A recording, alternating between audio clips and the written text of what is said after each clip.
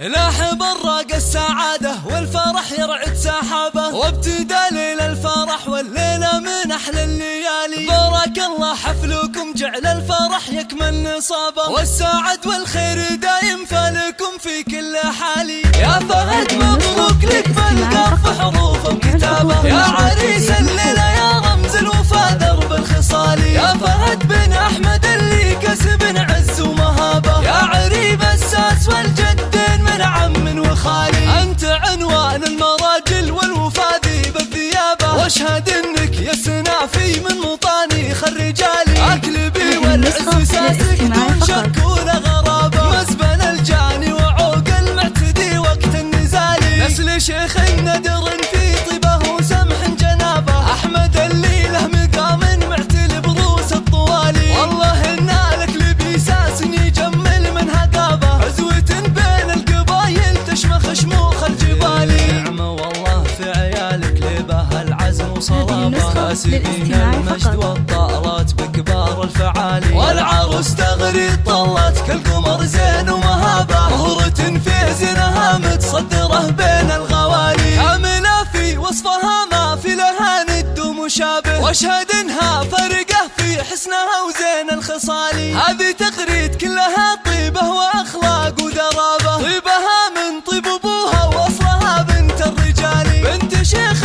فتح للضيف والعانين بابه، وعلي راعى الفعول اللي تنومس كل غالي. سبيع الغلبه يلي مجدهم كل حكابه، الرجال اهل الحميه والوفا واهل المعالي. لابت السبع عن مجد من قبل عصر صحابه، عزهم تشهد له سيوف صقيله ونبالي. نسبع الغلبه يلي مجدهم كل حكابه، الرجال اهل الحميه والوفاء واهل المعالي. الرجال اهل الحميه والوفاء واهل المعالي.